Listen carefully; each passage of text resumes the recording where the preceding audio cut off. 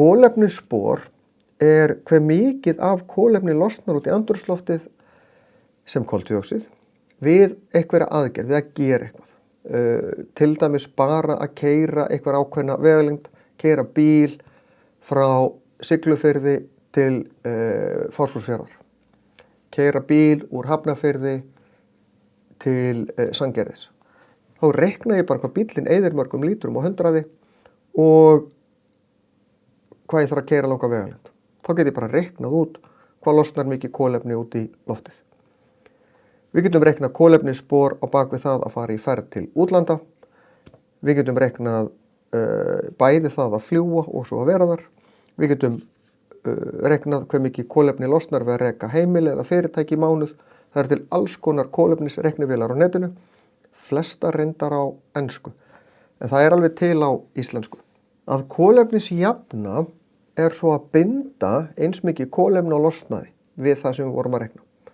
Til dæmis ef við ætlum að keyra fólksbíl, bara eitthvað svona meðal fólksbíl, hringinn í kringum Ísland, þá þarf það bil að planta 3 trjám til þess að binda eins mikið kolefni og losnaði við að brenna, og við erum að meða náttúrulega við bíl sem notar jarðefnaeldsneyti, myndu keyra á bensín eða dísil, hringinn í kringum Ísland.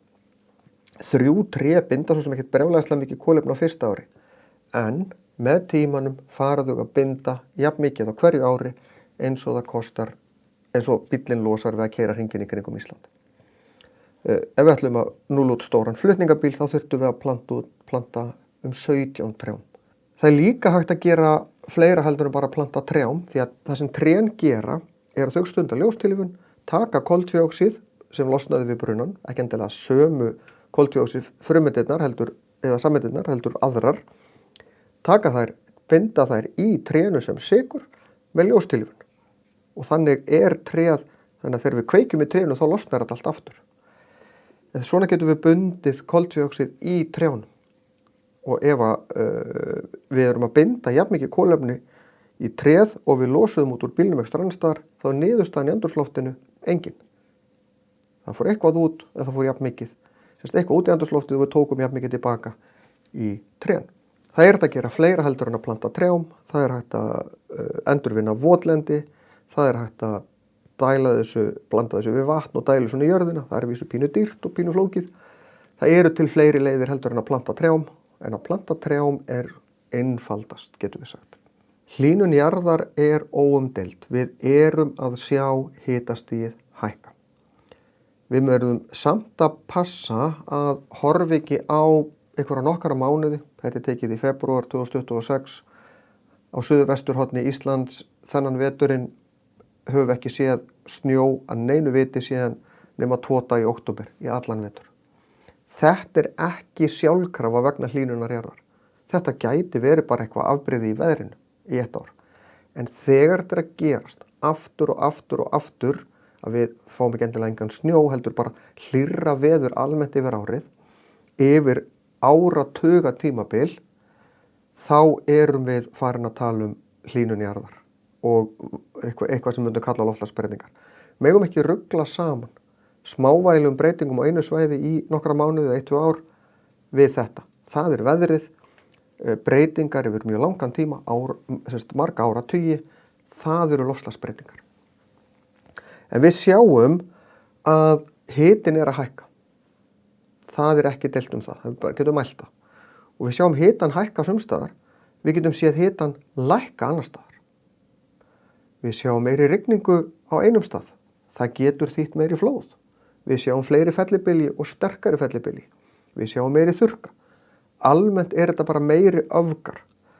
Það einn möguleikin í stöðunni í okkur, það ekki búið að sýna fram á að þetta komi til með að gerast, en þetta getur gerst, að of mikil bráðnun á norðurpólnum, ísnum í kringum norðurpólinn og í kringum Grænland, að það verði þess valdandi að golfstraumurinn stoppi.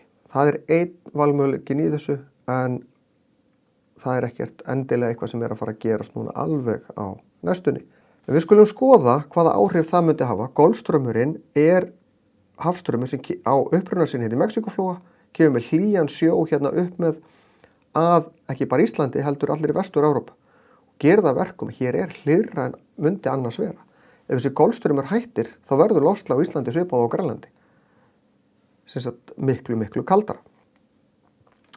Þannig að golfstraumurinn gæti breyst, þannig kannski ekki líklegt að hann hverfi, en hann gæti breyst, gæti færst suður fyrir Ísland eða færst það mikið norðar að hann hafi áhrif á veðrið hér, annarkvort hann verði heitara eða kaldara. Jöklar á Íslandi að minnka af því að það almennt hlýrra. Okið til dæmis ekki jökull lengur, var jökull hérna áður, núna bara skafl. Jöklar þurfa að vera ákveðið þykkir til þess að teljast vera jöklar. Það ekki allir, köllum ekki alla snjóskafla þó þeir bráðna ekki við sumarið jökla. Þetta áhrif á fiskistofna. Fiskistofnar sem voru við Ísland farnir að leita norðar í kaldari sjó. Við fann að sjá aðra fiskistofna komið að byrja inn í staðinn. Saman með fugla. Haftyrrill til dæmis nánast horfin á Íslandi. Komin lengra norður. En við farin að sjá einhverja aðra fugla í staðinn. Og þetta getur haft áhrif á raforkuframleiðslu á Íslandi. Þegar og ef jöklarnir minnka mikið, þá minnkar vatnið í jökulánum hjá okkur og þá höfum við ekki alveg sömu möguleika á að búa til rafmagn. Því að við notum of mikið jökulár til þess að búa til rafmagn hjá okkur.